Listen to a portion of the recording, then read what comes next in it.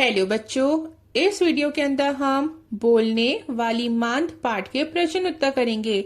सबसे पहले करेंगे हम बातचीत के लिए।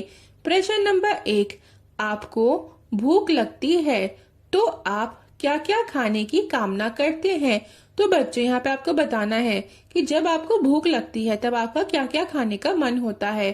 तो आप इसको उत्तर लिखोगे, जब मुझे भूख लगती है तो मैं रोटी, सब्जी, दाल, चावल, फल और चॉकलेट खाने की कामना करती हूँ।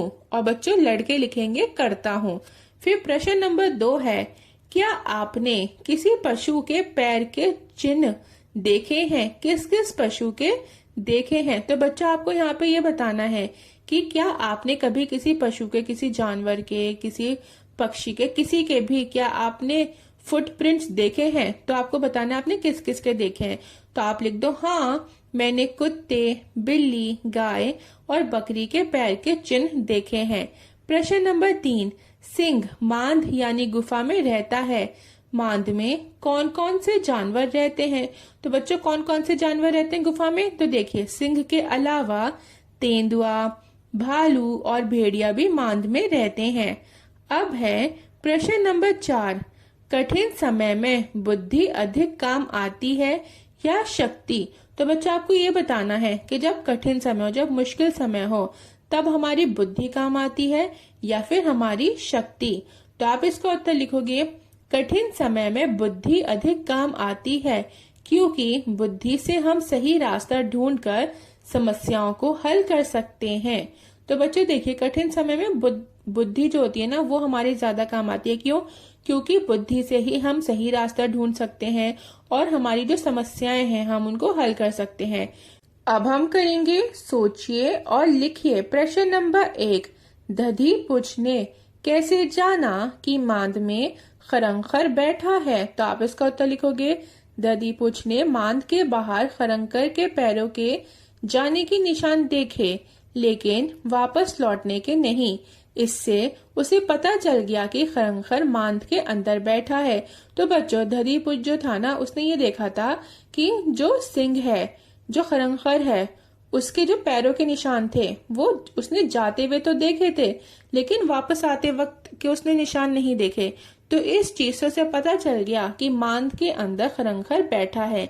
फिर प्रश्न नंबर 2 है, इस कहानी में सिंह का नाम खरंखर है और सियार का नाम दधीपुच। आप इनके क्या नाम रखेंगे? तो बच्चों आप इसका उत्तर लिख दो, सिंह का नाम मैं राजा रखूंगी और सियार का नाम चतुर। प्रश्न नंबर 3, यदि आप सिंह के स्थान पर होते तो क्या करते? तो आप इसका उत्तर लिखोगे, यदि मैं सिंह के स्थान पर होती तो मैं सियार की बातों पर विश्वास नहीं करती और समझदारी से काम लेती। तो देखिए बच्चों, अगर मैं सिंह की जगह पर होती तो मैं सियार की बातों में नहीं आती, ठीक है, उसकी बातों का विश्वास नहीं करती और अपनी समझदारी से काम लेती। मैं ये सोचती कि मांद कभी बोल ही नहीं सकती। क्यों? क्योंकि वो एक नॉन लिविंग चीज है। फिर है प्रश्न नंबर 4, जब सियार ने पुकारा ए मेरी मांद, ए मेरी मांद, तब सिंह ने उत्तर दिया। सिंह ने उत्तर में क्या कहा होगा? तो बच्चों आप इसका उत्तर लिखोगे, सिंह ने दहाड़ा होगा।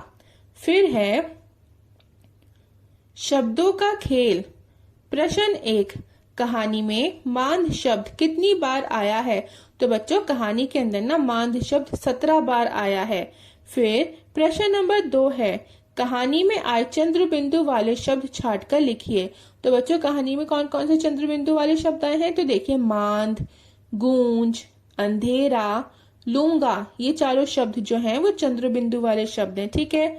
फिर है प्रश्न नंबर 3, समान अर्थ वाले शब्दों की जोड़ी बनाकर लिखिए। तो बच्चों यहाँ पे ना आपको उन शब्दों की जोड़ी बनाकर लिखनी है जिनका अर्थ एक होगा, ठीक है। तो देखिए, शेर जो होता है उसको ही हम सिंह कहते हैं, ठीक है, लाइन। तो शेर और सिंह मतलब लाइन ही होता है। फिर है मांद और गुफा। तो बच्चों मांद और गुफा एक ही चीज है, ठीक है। फिर है जंगल। बच्चों जंगल को हम वन भी कहते हैं। फिर है दरवाजा। दरवाजे को बच्चों हम द्वार भी कहते हैं।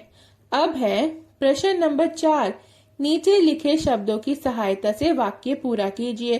तो यहाँ पे ना आपको शब्द दिए गए हैं, आपको इनकी सहायता से वाक्यों को पूरा करना है।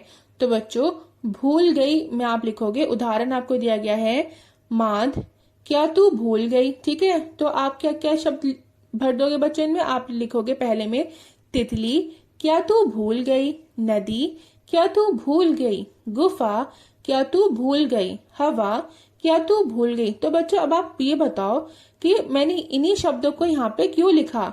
तो मैंने इन्हीं शब्दों को यहाँ पे इसलिए लिखा क्योंकि ये जो शब्द है ना बच्चों, ये फेमिनिन शब्द हैं। मतलब ये जो शब्द है ना बच्चों, इनको पढ़ के हमें ये पता चलता है कि क्या है, ये जो शब्द है ये कोई लड़की है। ठीक है, अब फिर दूसरा है भूल गया। तो यहाँ पे हम वो सारे शब्द लिखेंगे जिससे हमें, जिनको पढ़ के हमें क्या पता चल रहा हो बच्चों, जिनको पढ़ के हमें पता चल रहा हो कि ये चीजें जो हैं वो मेल हैं, पुरुष हैं। ठीक है, तो आप यहाँ लिख दोगे पेड़, क्या तू भूल गया। पहाड़, क्या तू भूल गया। बादल, क्या तू भूल गया। झरना, क्या तू भूल गया। तो बच्चों, जैसे शब्द था तितली, नदी, गुफा, हवा, ये सारे कौन से शब्द हैं? ये शब्द हैं बच्चों स्त्रीलिंग। ठीक है, इनसे हमें क्या पता चल रहा है कि ये फीमेल वाले शब्द हैं। फिर दूसरे शब्द जैसे कि पेड़, पहाड़, बादल, झरना, ये कौन से शब्द हैं बच्चों? ये हैं पुल्लिंग शब्द। ठीक है, मतलब ये सारी जो चीजें हैं यहाँ पे ऐसा लग रहा है कि जैसे ये मेल हो। ठीक है, लड़कों की बात हो रही हो। फिर है प्रश्न नंबर 5, सही शब्द चुनकर रिक्त स्थान भरिए। उदाहरण है अंधेरा हो रहा था, उजाला हो रहा था। का सिंह इस समय भी मांद के भीतर है या बाहर निकल गया। फिर दूसरा हो जाएगा बच्चों, आज बोलती क्यों नहीं, चुप क्यों हो। फिर है मैं बूढ़ा हो गया हूँ, पहले तो मैं जवान था। फिर हो जाएगा ये मांद झूठ मूठ ही जवाब देती है या फिर सचमुच बोलती है। तो बच्चों, ये जब आप ये वाक्य पढ़ोगे ना तो आपको ये पता चलेगा कि एक ही वाक्य में क्या इस्तेमाल हो रहे हैं, ऑपोजिट वर्ड, विपरीत शब्द इस्तेमाल हो रहे हैं। जैसे भीतर मतलब अंदर और बाहर मतलब आपको पता ही है। फिर है बोलती, तो बोलने का विपरीत शब्द क्या हो जाएगा बच्चों? चुप। फिर है बूढ़ा, बूढ़ा का विपरीत शब्द क्या होगा? जवान। झूठ मूठ, इसका विपरीत शब्द होगा सचमुच।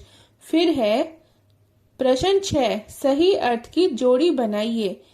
एक चूहा तक हाथ नहीं लगा, इसको आप मिला दोगे बच्चों, कोई शिकार नहीं मिला से। ठीक है, फिर है मेरी जान पर ही आ जाती, इसको आप मिला दोगे, बड़े संकट में फंस गया। फिर है सियार वहां से चंपत हो गया, इसको आप मिलाओगे भाग गया से।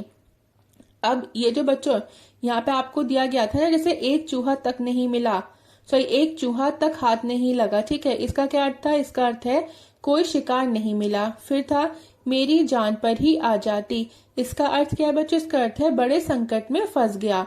फिर था सियार वहां से चंपत हो गया, इसका अर्थ होगा बच्चों भाग गया। अब है प्रश्न नंबर 7, अपने मन से वाक्य बनाइए। उदाहरण यदि चुप रहा तो बच्चों यहाँ पे आपको ये बताना है कि यदि चुप रहा तो आपके मन में जो भी बात आ रही है आपको यहाँ वो लिखनी है। ठीक है, आप लिख दोगे हाथ आया शिकार भी चला जाएगा।